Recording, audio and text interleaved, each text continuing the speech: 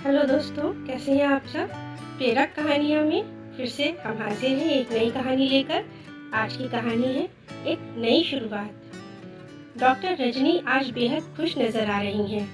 आज उनका बेटा भार्गव अमेरिका से एमडी करके लौट रहा है। खुश होने के साथ साथ वो खुद को विजयी महसूस कर रही थी। आज उनका सपना पूरा हुआ। अगले सप्ताह से भार्गव उनका नर्सिंग होम संभालेगा। एक लंबे समय से उन्होंने अकेलेपन से संघर्ष किया था। अपने को नर्सिंग होम और मरीजों में व्यस्त रखती ताकि अतीत की कड़वी यादों को भूल सके। सुबह जल्दी जाकर मरीजों को देख आई थी। दोपहर 2 बजे ही एयरपोर्ट पहुंच गई। 3 बजे फ्लाइट आने को थी। उनका दिल तेजी से धड़क रहा था। पूरे 2 साल बाद देखेंगी बेटे को।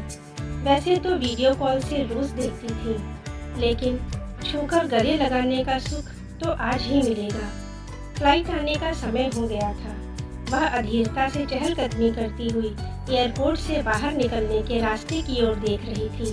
लगभग पौन घंटे बाद भार्गव बाहर आया। कैसी हो माँ? भावुकता से कहता हुआ उनके गले लग गया।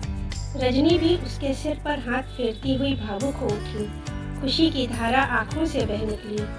ड्राइवर ने सामान गाड़ी में रखा और वो लोग बैठकर घर की ओर चल दिए।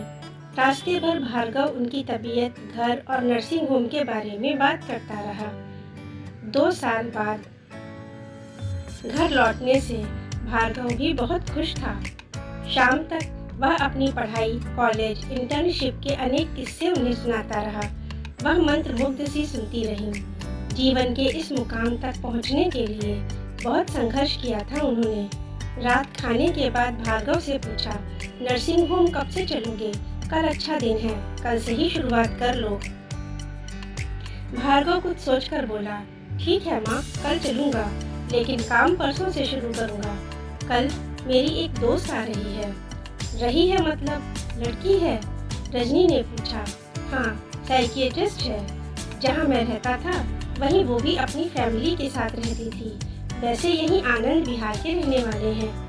सिर्फ दोस्त है या? रजनी ने पूछा।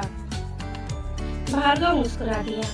रजनी समझ गई कि बेटे के साथ बहू भी मिल गई है। कुछ सोचते हुए रजनी निश्चिंतता से बर्तन समेटने लगी। डॉक्टर शैला को कॉल करके मरीजों का हालचाल पूछा और लेट गई। बीते जीवन के दिन याद करने लगी। पति डॉक्टर सागर हार्ट स्पेशलिस्ट थे। दोनों ने मिलकर यह नर्सिंग होम बनवाया था। शादीशुदा जीवन बहुत अच्छा चल रहा था। बेटे को भी वह डॉक्टर बनाना चाहते थे, पर ये सुख उनके भाग्य में नहीं था। शादी के कुछ साल बाद ही उनका लीवर खराब हो गया। 6 महीने के इलाज के बाद भी उन्हें नहीं बचाया जा सका। तब भार्गव 8वीं क्लास में था। पति के अचानक चले जाने से रजनी टूट सी गई। सारे सपने बिखरने लगे। सास ससुर और भार्गव की देखभाल करने के साथ उसने धीरे धीरे नर्सिंग होम भी संभाला। पति का सपना पूरा करना था, इसलिए अपने काम के साथ साथ भार्गव की पढ़ाई का भी विशेष ध्यान रखती। कठिन परिस्थितियों में हिम्मत नहीं हारी। आज बेटा डॉक्टर बन गया। सुबह ही सागर के चित्र के सामने हाथ जोड़कर खुशी जाहिर की थी। 2 दिन बाद सास ससुर हरिद्वार से वापस आएंगे।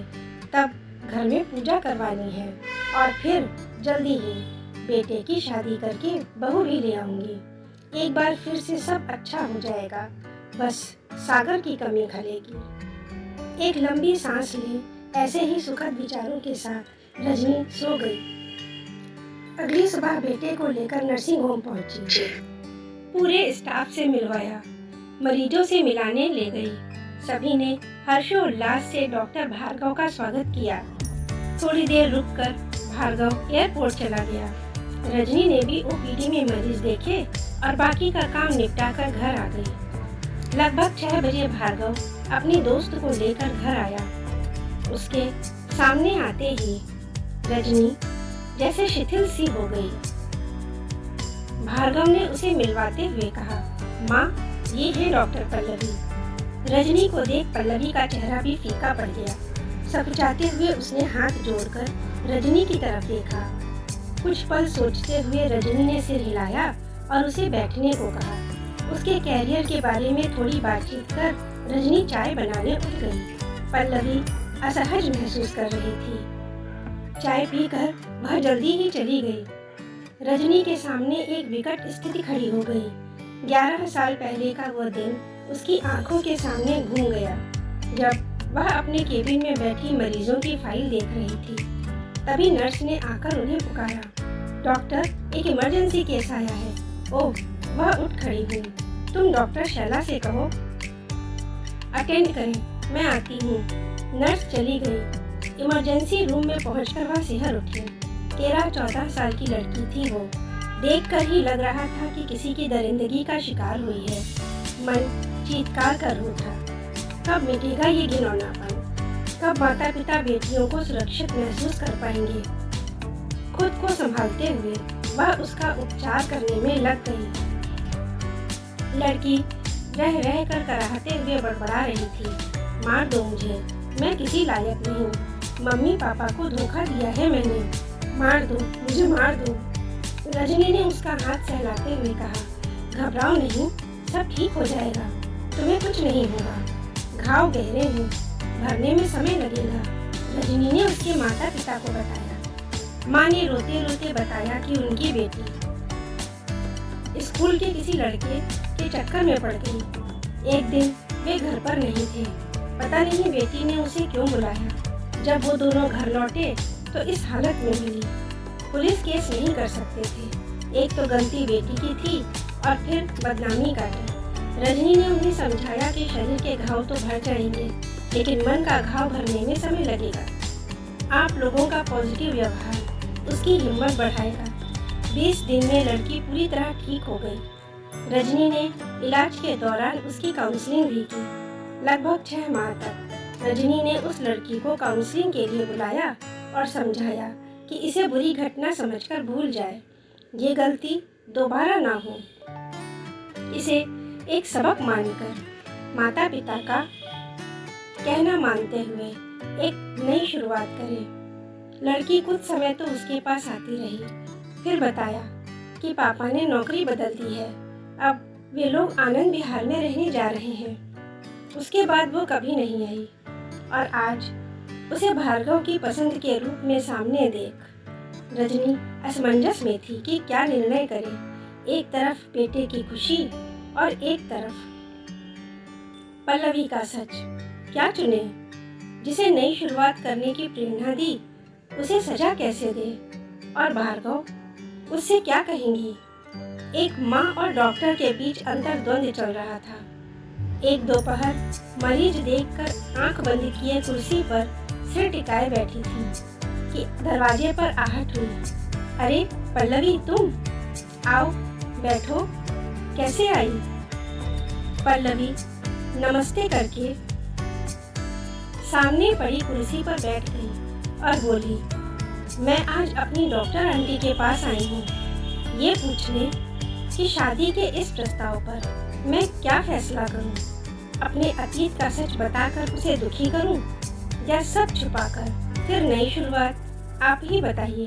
रजनी कुछ देर देखती रही, विचार करती रही, अंततः निर्णय करती हुई बोली, पल्लवी, डॉक्टर के साथ साथ एक माँ की भी परीक्षा है आज।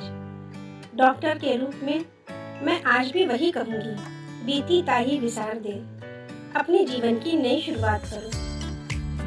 और माँ होने के नाते यही कहूँगी कि तुम मेरे बेटे की पसंद हो। उसका विश्वास और दिल मत तोड़ना, क्योंकि ये एक माँ के लिए असहनीय होगा। पल्लवी की आंखों से आंसू छलक पड़े। थैंक यू, आप बहुत अच्छी हैं आंटी, कहते हुए वह सिसक पड़ी। आंटी नहीं, अब से तुम्हारी माँ हूँ और पूरे विश्वास के साथ तुम्हें बहू बना रही हूँ। पर ध्यान रखना, भार्गव से इस बात को छिपा नहीं सकते। मैं खुद ही सही अवसर देखकर उससे रहने दो माँ, उसकी जरूरत नहीं पड़ेगी। तभी भार्गव कमरे में प्रवेश करता हुआ बोला, तुम दोनों ही चौंक पड़ी। हाँ माँ, मैं जानता हूँ सब कुछ। जब मैं पल्लवी के माता पिता से इसके लिए अनुमति लेने गया था तभी उन्होंने सब बता दिया था। मुझे फ़र्क नहीं पड़ता इससे, आपका बेटा हूँ। आपसे सकारात्मकता के साथ जीवन जीना सीखा है, इसीलिए मुझे पल्लवी से शादी करने में कोई ऐतराज़ नहीं। पल्लवी के चेहरे पर आंसुओं के साथ खुशी झलक रही थी और रजनी खुशी मिश्रित गर्व की आभा से चमक रही थी। उसने पल्लवी से कहा कि जल्दी ही अपने माता पिता को लेकर घर आना, और ये कहकर कि हम पहली बार मिल रहे हैं। जी माँ, कहकर पल्लवी उनके सीने से चिपक गई, उसका माथा चूमते हुए। रजनी मुस्कुरा कर बोली, लो पल्लवी, अब कोई समस्या नहीं। अपनी पुरानी टीस को भूल जाओ और चलो एक बार फिर से एक नए जीवन के लिए हम करते हैं एक नई शुरुआत। तो दोस्तों, कहानी कैसी लगी? पसंद आई है तो लाइक अवश्य कर दें, और अगर अभी तक चैनल सब्सक्राइब नहीं किया है तो प्लीज़ जल्दी से कर लें। हम आपके आभारी होंगे। धन्यवाद।